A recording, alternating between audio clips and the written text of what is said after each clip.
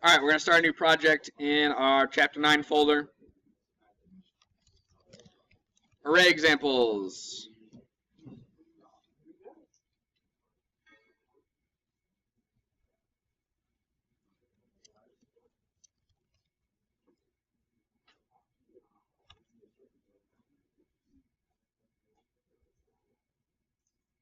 All right, go ahead and double click on your form here.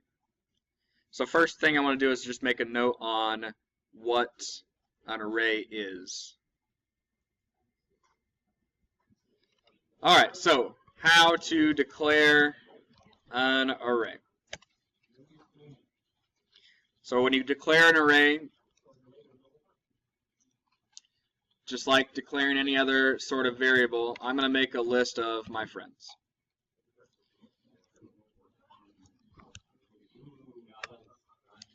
So it'll be a list of their names, so it'll be string values.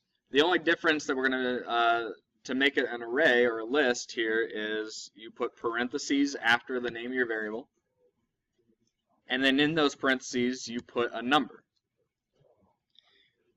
When you make an array, you have to tell the program what size you want that array to be to begin with. All right, so now I'm going to put stuff in the array.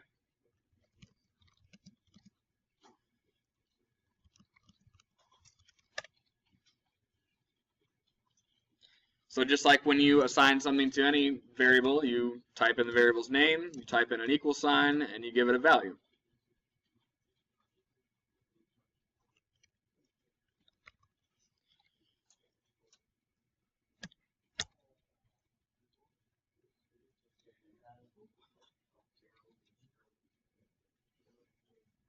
So to fix this error that's come up, we have to specify what spot in our array we want it to actually be assigned to. We can't just assign it to the whole array. We got to pick a spot.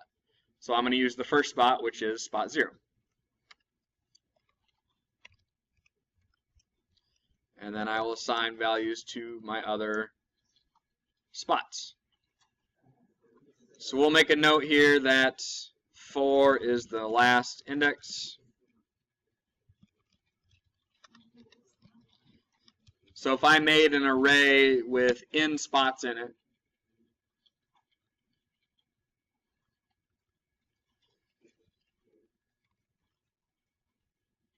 sorry, if I put the number in my parentheses there, that means there are n plus 1 spots in the array.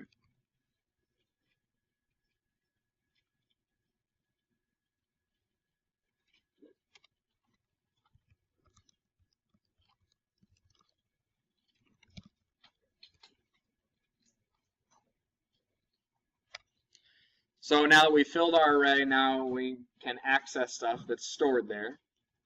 So we can just do a message box to demonstrate that.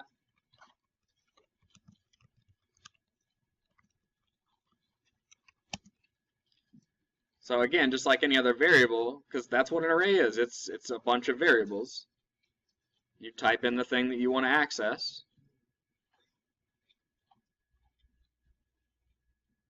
So we got to specify which friend we want to talk about, and so I'm going to put my first friend.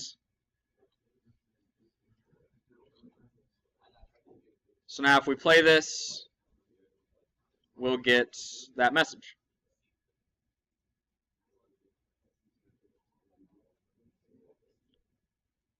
We're good? All right, so I want you to put a button and a list box on your form.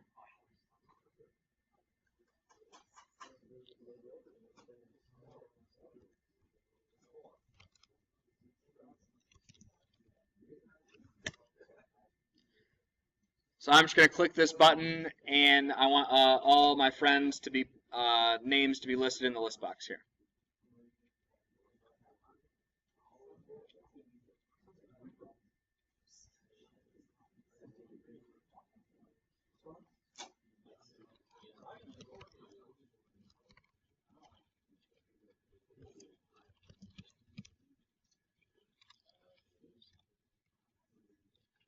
All right, so we're going to run a for loop. So as Brett mentioned, we need a counter, which is great. For loops have counters. So the question is, what am I going to count to?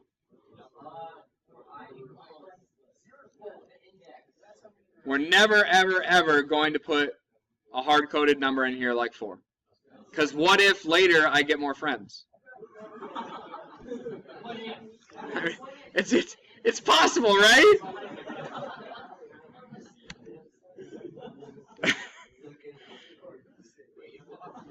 Okay, so now, we do need to make a change here real quick. Right now, my friends is local. We do need to take our friends and make them global. So go ahead and make that change. So take your declaration of friends, put them up top. So now I can access that list. So now, what do you think we want to know about that list? How long it is.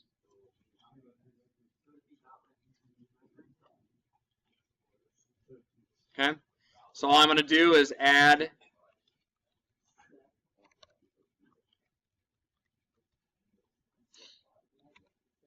what do you think I'm going to add? Just I'm going to add the number itself. Yeah, I want to add my friends, and the question is, well, which friend? You can't add the whole list at once. You can add a particular friend at a particular index. So there's our counter. It's built in. It works perfectly. Now I want you to play this, and I want you to see the error that comes up. So since the length of my friends is 5, I can't go 0 to 5. I have to go 0 to 4. So we put a -1 on there.